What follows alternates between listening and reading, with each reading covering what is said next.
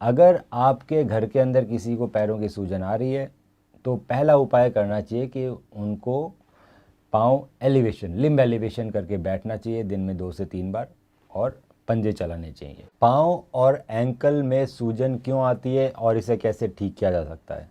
अगर दोस्तों आप ये वीडियो पूरा देखते हैं अंत तक, तो आपके या आपके रिश्तेदारों में, दोस्तों में अगर किसी के पैर में सूजन आ रही है तो क्या कारण है और उसे कैसे ठीक कर सकते हैं, इन सभी के बारे में पूरी जानकारी इस वीडियो में दी गई है। आप हमारे चैनल को लाइक और सब्सक्राइब कीजिए, क्योंकि बहुत सारी क्वेरीज हमारे पास आती रहती है, बहुत सारे हमारे पास क्वेश्चंस आते रहते हैं जिसके वीडियोस हम बनाते रहते हैं। तो अगर आपने सब्सक्राइब कर रखा होगा तो आपको इसका नोटिफिकेशन मिलता रहेगा। सब्सक्राइब करें और बेल का आइकन दबाएं। एंकल और पैर में सूजन, दोस्तों इसके दो मेन कारण रहते हैं। पहला होता है ऑर्थोपेडिक इशू और दूसरा होता है non orthopaedic issue. Orthopaedic issues में दोस्तों पहला कारण होता है अगर आपके घुटने के अंदर प्रॉब्लम है और उसकी वजह से आप अपना पैर ढंग से नहीं चला पा रहे हैं। ये हमारे बुजुर्ग वर्ग में काफ़ी ज़्यादा देखा गया है, जिसमें घुटने में ऑस्टियोआर्थराइटिस या जिसको बोलते हैं घुटना घिसना, या किसी भी रीजंस की वजह से अगर आपके घुटने में बहुत दर्द है जिसकी वजह से आप चल नहीं पा रहे हैं, आपका घुटना बैंड नहीं हो रहा है, तो आपके पैरों में सूजन आ सकती है। हमारा जो हार्ट होता है दोस्तों वो ब्लड पंप करता है, तो जब वो ब्लड पंप करता है वापस उसमें कोई भी सक्शन मशीन या वैक्यूम नहीं लगा होता जो वापस ब्लड सक करे। सो होता ऐसा है बॉडी में कि हार्ट ब्लड पंप करता है, ब्लड हमारे हाथों और पैरों में जाता है, और जब हम चलते हैं, काम करते हैं, जो पैरों और हाथों की जो मांसपेशियां कॉन्ट्रैक्ट करती है चलते समय, एक्सरसाइज करते समय, वो आपके ब्लड को वापस हार्ट की ओर लेके जाती है। किसी भी कारण के चलते अगर आपकी मसल्स काम करना कम कर दें, जैसे कि घुटना दर्द, गठिया बाय होना या ऑस्टियोआर्थराइटिस, घुटने खराब होना, इस वजह से आदमी चलना कम कर देता है, उस वजह से उसके पैरों में पूलिंग होने लगती है प्लाज्मा की, क्योंकि वापस ब्लड ऊपर नहीं जा पाता हार्ट के पास, क्योंकि मसल्स ढंग से काम नहीं कर रही है। तो एक ये बहुत बड़ा कारण होता है।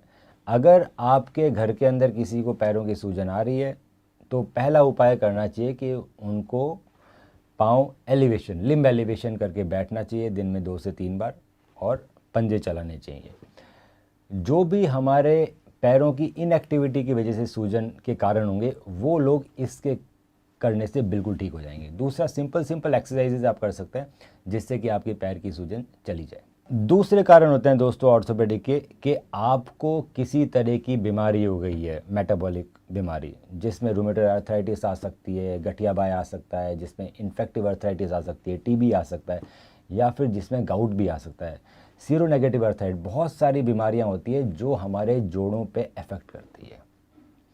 जब ये बीमारी हो जाती है तो हमारे एंकल और पाँव में सूजन आ सकती है। जनरली एक पैर या एंकल में सूजन आती है इन चीज़ों के अंदर, कई बार दोनों में भी आ सकती है। कैसे डिफ्रेंशिएट करें अलग अलग बीमारी के बारे में?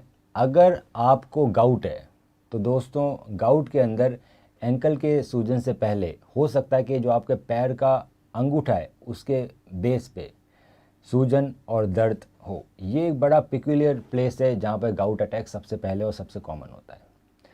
अगर आपको रूमेटॉइड आर्थराइटिस है जिसकी वजह से एंकल और पाँव में सूजन आ रही है तो उसके अंदर आपके हाथों का इन्वॉल्वमेंट ज़रूर होगा, जिसमें हाथों के जो स्मॉल जॉइंट्स हैं वो सिमेट्रिकल इन्वॉल्वमेंट रहता है, और सुबह सुबह उठने पे अकड़ जाती है, वो आपके हाथ मूव नहीं करते और हाथों की उंगलियों में काफ़ी दर्द रहता है। इसके अलावा एक और कारण रहता है चोट।